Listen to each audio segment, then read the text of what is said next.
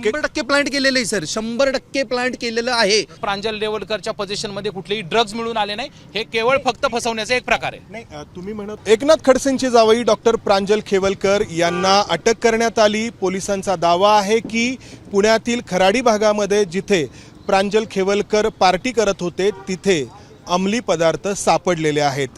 प्रांजल खेवलकर यांच्यासह जे आरोपी अटक करण्यात आले, या सर्व आरोपींना 2 दिवसांची पोलीस कोठडी सुनावण्यात आली आहे. या आरोपींचे वकील आपल्यासोबत आहेत. आरोपींची संख्या 7 आहे, त्यामुळं या आरोपींची बाजू मांडणाऱ्या वकिलांची संख्या देखील अधिक आहे. आपण सुरुवात करूयात प्रांजल खेवलकर यांच्या वकिलांपासून. ॲडव्होकेट विजयसिंह ठोंबरे, पोलिसांचं म्हणणं आहे की त्या पार्टीमध्ये ड्रग कन्झम्पशन करण्यात आलं, अंमली पदार्थांचं सेवन करण्यात आलं. प्रांजल खेवलकर, डॉक्टर प्रांजल खेवलकर यांचं असं सांगणं आहे की त्यांनी कोणत्याही प्रकारचं ड्रग्ज सेवन केलेलं नाही आणि ह्याच्या रिपोर्ट्समध्ये आपल्याला दिसून येईल, ब्लड सॅम्पल्समध्ये, की प्रांजल खेवलकर यांनी कुठल्याही प्रकारचं असं ड्रग्जचं सेवन केलं आहे. दुसरी महत्त्वाची गोष्ट म्हणजे प्रांजल खेवलकर ज्या ज्या ठिकाणी राहत होते त्या ठिकाणी 2 वेळा अशा प्रकारचा ट्रॅप, अशा प्रकारची रेकी करण्यात आली होती, असं प्रांजल खेवलकर यांनी मला सांगितलेलं आहे.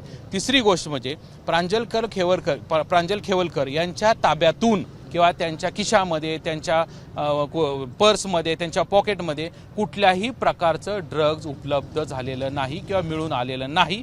केवळ आणि केवळ त्यांच्या विरोधात जर काही कुणी केलं असेल तर त्याच्या संदर्भातला तपास झाल्यानंतर तपासात ते आपणास निष्पन्न होऊ शकतं. आता म्हटलात की 2 वेळा ते जिथं राहत होते तिथं रेकी करण्यात आली होती.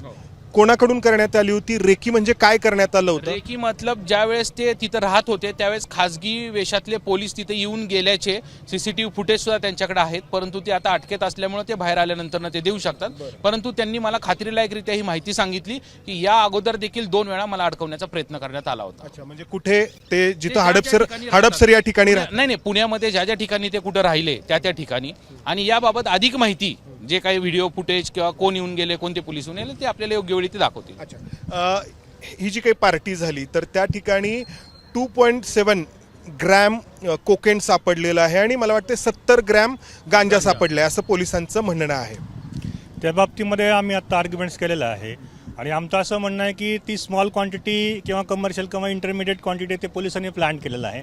त्या संदर्भामध्ये grounds of arrest, reasons of arrest जे ग्राउंड देतो आपण किंवा आपल्या रिमांड रिपोर्ट्समध्ये, त्याच्यामध्ये या क्वांटिटीचा कुठेही उल्लेख केलेला नव्हता आणि ज्या काही पोलिसांनी बाईट दिलेल्या आहे त्याच्यामध्ये पण त्याच्याबद्दल युद्ध मनस्थितीमध्ये दिलेल्या आहेत. तुम्ही म्हणताय प्लांट केलं होतं ते?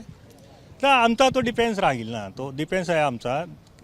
तुमचं काय म्हणणं आहे? त्या ठिकाणी अंमली पदार्थ जर सापडले असतील तर ही गंभीर गोष्ट आहे. जर डॉक्टर प्रांजल खेवलकर जर त्या ठिकाणी गेला असेल, समजा पार्टी करायला गेला असेल, तर त्यांनी ते घ्यायला पाहिजे, त्यांनी ते घेणं अपेक्षित आहे. आज एवढं ठामपणे त्याचा वकील, मी ॲडव्होकेट विजयसिंह ठोंबरे तुम्हाला सांगतो, प्रांजल खेवलकरनी ते ड्रग्ज घेतलेलं नाही, कन्झ्युम केलेलं नाही. ह्याचा अर्थ आपण सगळ्यांनी समजून घ्यावा की जर तो ड्रग्ज घेत नाहीये, तो त्या ठिकाणी आहे, त्या ठिकाणी म्हणतायत की वैद्यकीय तपासणी जेव्हा होईल त्याचे अहवाल समोर येतील फॉरेन्सिक लॅबोरेटरी कडून, त्याच वेळी कळेल की केलं होती की नाही. ज्यांनी घेतलं तोच सांगतो ना मी घेतलं नाही म्हणून. मग वैद्यकीय अहवाल वेगळा कसा येईल? वैद्यकीय अहवाल वेगळा येऊ शकत नाही. जर समज त्यांनी जर कन्झ्युम केलं, आलं कुठून तिथं ते कुठून, त्या संदर्भात हेच तर सांगते ना, जे माझ्या विरुद्ध किंवा प्रांजल खेवलकरच्या विरुद्ध जो प्लांट करण्यात आला, जो 2 वेळा अटेम्प्ट झाला, तो खोटा अटेम्प्ट हा असू शकतो.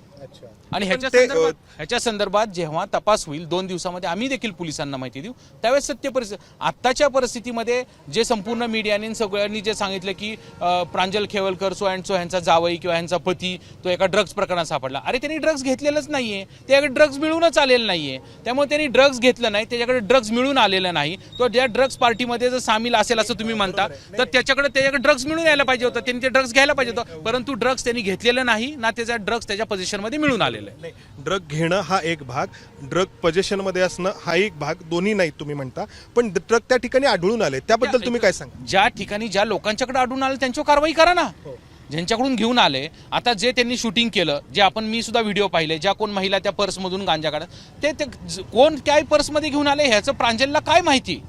प्रांजल खेवलकरला माहिती तर असलं पाहिजे की तुम्ही ज्या महिला आरोपी आहेत त्यांच्या तुम्ही ज्या महिला आरोपी आहेत त्यांचे वकील आहात. हा, हे बघा सर, आपण जर पाहिलं तर तो व्हिडिओ पूर्ण आलेला आहे, हे प्लांट केलं गेलेलं आहे, आमच्याकडनं कुठल्याही गोष्टी मिळालेल्या नाहीत. आपण जर पाहिलं तर ती जे घटनास्थळ होतं गुन्ह्याचं ते कुठलंही संरक्षित केलं गेलं नाही. आपले मीडियालाच व्हिडिओ बघतोय आम्ही सकाळपासून, त्याच्यामध्ये कोणी येतंय जाते आणि त्याच्यामध्ये एक पोलीस काहीतरी शोधतोय, त्याच्याजवळ काही लोक येतात आणि मग तो दाखवतोय की हे कुणाचं आहे, हे कुणाचं आहे. याचा अर्थ काय आहे की ते आमच्या पोझिशनमध्ये मिळेल नाही, हा प्रायमरी पेशी प्रूफ आहे. आणि पर्समध्ये पण जे मीडियासमोर दिसतंय त्या पर्स ह्या देखील आमच्या नाहीत, त्या आमच्या आहेत. याचं काय पुरावा आहे? ह्या प्लांट केल्या गेलेल्या आहेत. आज एका मुलीचं, एका महिलेचं जीवन उद्ध्वस्त झालेले, जर ते नशेमध्ये आहेत किंवा ते कुठले सबस्टन्स त्यांनी घेतलेले आहेत तर त्याच्या संदर्भामध्ये त्यांच्या टेस्ट त्यांनी केल्या का? त्याच्यामध्ये काय आलं का? हा एक मुद्दा. दुसरा मुद्दा, संरक्षित करणे कुठलंही घटनास्थळ तो ॲक्सेसिबल टू ऑल पब्लिक होता. तिथं मीडिया जात होती, पोलिस जात होती, तिथं चहावाला जात होता. हे काय होतं? मग हा प्लांट केला नाही, हे कशावर नाही? 100% प्लांट केलेलं आहे सर, 100% प्लांट केलेलं आहे. प्रायमा फेसी क्रिमिनल मध्ये कुठलेही फौजदारी केसेसमध्ये तुम्ही स्पॉटवर जेव्हा पोलिस जातात तेव्हा ते संरक्षित करतात. हे ॲक्सेसिबल टू ऑल पब्लिक होते, एव्हरी कोणीही जाऊ शकत होता. मग हे कसं म्हणता? व्हिडिओ पोलिसांनीच शूट केलेला आहे. नाही, तो व्हिडिओ नाही, तो जो ठिकाणी बसलेत वगैरे नाही. आता एक लक्षात घ्या, ह्यांनी व्हिडिओ शूट कुणी केला? पोलीस पण आहेत नाही तिथे. नाही, वकील साहेबांचं नीट लक्षात घ्या, व्हिडिओ शूट कुणी केला आणि कुणी पाहिला ह्याच्यापेक्षा तो जो पॉइंट होता जिथं हे झालं होतं तो तुम्ही संरक्षित का नाही केला? तिथं तुम्हाला कुणालाच येऊन देणं गरजेचं नव्हतं. त्या ठिकाणी तुम्ही आला, बाकी सगळे लोक आले, इतर नंतरून सगळे लोक गेले. तर यांचं म्हणणं असं की ते प्लॅन केलं. परंतु मी आपणास वारंवार एक गोष्ट सांगतो, मी कुठल्याही रेव पार्टीचा भाग नव्हतो, मी ड्रग्ज घेतले नव्हते, प्रांजल रेवलकरच्या पोझिशनमध्ये कुठलेही ड्रग्ज मिळून आले नाही. हे केवळ फक्त फसवण्याचा एक प्रकार आहे. नाही, तुम्ही म्हणत होता की त्या ठिकाणी अमुक अमुक इतक्या प्रमाणामध्ये जे सापडलं, जे काही हे म्हणत होते, तर एक व्हिडिओ जो दिसतो आहे की पोलीस तिथं आहेत, काहीतरी पर्समधून बाहेर काढतायत आणि ते दाखवतायत, तर तो व्हिडिओ त्या घटनेच्या वेळचा आहे. आमचं म्हणणं काय आहे की NDPS ॲक्टमध्ये ज्या तरतुदी आहेत त्याचं तंतोतंत त्यांनी पालन केलं नाहीये. मी मगाशी सांगितलं कोर्टावर. त्यामुळे मानायला जागा आहे की या ठिकाणी प्लॅन करण्याची शक्यता आहे, असं मी आपल्याला. तुम्ही एका आरोपीला रिप्रेझेंट करता. मी आरोपी नंबर 7 प्राची शर्मा जी आहे तिला रिप्रेझेंट केलं आज कोर्टात. मी ॲडव्होकेट श्रीनाथ राजू मते. तुम्ही जे काय म्हणून तुमच्या शिलाचा बचाव केला? ती जी कॉन्ट्राबँड तिकडं दाखवलेली आहे ती काय आमच्या पोझिशनमध्ये सापडलेली नाही आहे. ती कॉन्ट्राबँड तिथं टेबलावर ठेवलेली म्हणून असं पोलिसांनी रिपोर्टमध्ये लिहिलेलं आहे. ती आमच्या पोझिशनमध्ये सापडली असती तर बाबा जो त्यांचं म्हणणं आहे की बाबा एवढा एवढा कॉन्ट्राबँड मिळाला तो माझ्याकडनं रिकव्हरी झाला म्हणून आला असतं त्याच्यात. हा, बरं. नाही, तो मला त्या अनुषंगाने विचारायचं आहे की अडकवण्यासाठी जर सपोज अशी स्टोरी आहे का, 6 लोक घेऊन आले किंवा 1 लोक घेऊन आला, त्याच्यामध्ये अडकवण्यासाठी अशी FIR तयार करण्यात आली की ते सगळ्यांच्याकडून मिळून आलं, ना की एकाच्या कुणाकडून म्हणून आलं. पण दाखवा ना, तुम्ही जर गेला, तुम्ही त्याचं व्हिडिओ शूटिंग केलं होतं, तुम्ही ज्यावेळेस दरवाजा उघडला, दरवाजावर कुणाच्या पोझिशन मध्ये. पोलिसांनी हे सांगितलेलं नाही की 7 पैकी नक्की कोणत्या आरोपींच्या कस्टडीमध्ये हे सापडले. आर्ग्युमेंट मध्ये सुद्धा हेच सगळ्या कोर्टाला सांगितलं होतं की सर, आपण ज्यावेळेस तिथे गेल्यानंतर पोलिसांनी व्हिडिओ फुटेज केले आणि पंचनाम्यासाठी जे व्हिडिओ शूटिंग केलेले ते व्हिडिओ शूटिंग आपण पाहावं. त्याच्यामध्ये प्रांजल खेवलकरच्याकडे कुठलंही ड्रग्ज मिळून आलेलं नाही, ना की त्यांनी सेवन केलेलं. ठीक आहे, प्रांजल खेवलकर यांचं तुम्ही बाजू मांडता, तुम्ही दावा केला, पण ड्रग तर त्या ठिकाणी सापडलेला आहे आणि तुम्ही ज्या ते प्लांट केलेले, कारण त्याचा प्रायमरी फेसी एकच एव्हिडन्स आहे. त्याचा काय तुमच्याकडे एव्हिडन्स आहे? तो एव्हिडन्स ही मीडिया तुम्ही जे बघताय त्यावेळेस पोलिस आलेले आहेत, पोलिसांनी ते काहीतरी मिळते आणि ते दाखवतात हे कोणाचे, हे त्यांनीच प्लांट केलेले. आम्ही आमच्याजवळ कुठल्याही ह्या गोष्टी मिळून आलेल्या नाहीत. पोलीस ते काही उचलतायत पर्समधून आणि ते दाखवतायत. कुठली गोष्ट उचलतायत जी त्यांनी आणली, त्यांचा पर्सनल सर्चचा पंचनामा केला होता का पोलिसांनी स्वतःचा?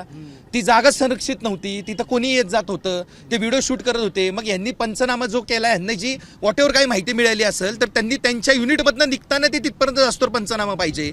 मग काय दिसलं, काय कळालं ते तिथं लिहिलं गेलं पाहिजे. जे पंचनाम्याची जी ऍक्च्युअली लिगली होतो ते आहे का? नाहीये, त्यांनीच प्लांट केले ते सगळं. कायदा सांगताना सांगतो, ज्यावेळेस तुम्ही एखाद्या ठिकाणी सर्च करायला जाता त्यावेळेस पहिला तुमचा सर्च झाला पाहिजे की तुमच्याकडे काय गोष्टी आहेत का, तुमच्याकडे त्या खोट्या बनवलेल्या पर्स आहेत का, तुमच्याकडेच तो माल आहे का, तो पंचनामा झाला का, तो पंचनामा झाला तुम्ही दिला का. ह्या सगळ्या गोष्टी संशयित आहेत आत्तापर्यंत तरी सध्या, ह्या सगळ्या संशयित आहे.